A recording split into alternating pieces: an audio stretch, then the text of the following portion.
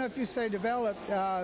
Actually, that was probably the beginning and starting of the Suzuki lick, and that was basically my style back then, and it still is. Were you aware that when rock and roll came along, that this was something fresh and exciting, and when you were learning guitar, were you aware of the teen music that was going on? Well, I wasn't really aware, except I was loving every minute of it, what I was into, what I was doing, and the people I was working with. You were quite young when you sort of went out to become a professional.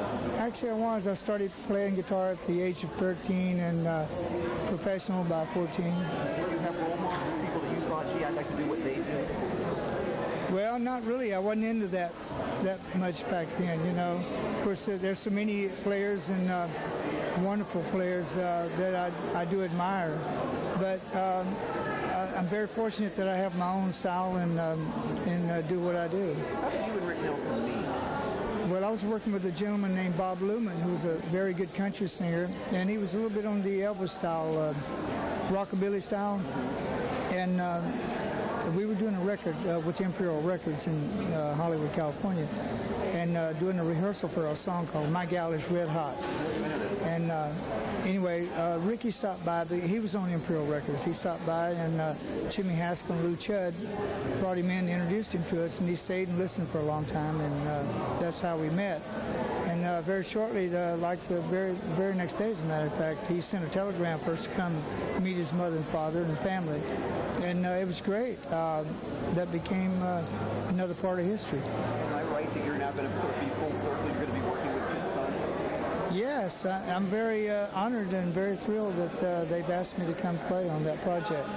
They've signed a new record deal with Warner Brothers. I think of you as so much a part of the country rock in Los Angeles there. Is that something that recognized the need to like bring that approach to Nashville at the time was rather overproduced, and you guys sort of brought it back to you and Emmylou and Graham and all of that. Is that sort of a conscious thing? Well, it's that type of music that, you know, that we have a great love for, and to actually,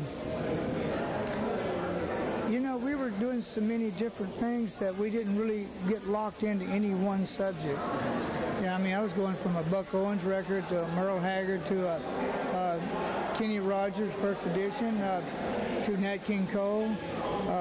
It was unbelievable. I mean, you know, Dean Martin, Frank Sinatra sessions.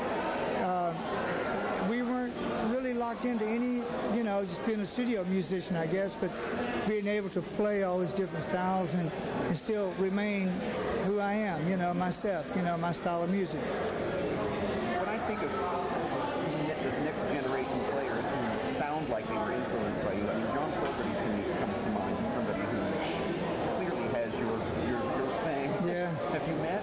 Yes. Well, I had the pleasure of meeting John several years ago in Los Angeles, and it was great. I mean, we had the opportunity to get on stage that night and play together, and John just praised me for the Suzuki lick, and he's loved it. And even today, I saw his show the other night. He's just wonderful. He's playing wonderful.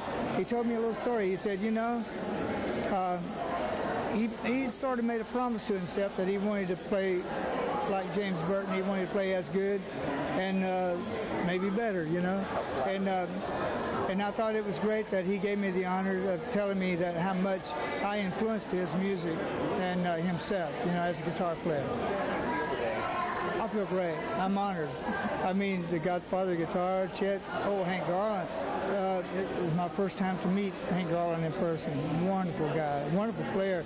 I've admired his work for years. And I'm thrilled. Dwayne Eddy and Scotty Moore.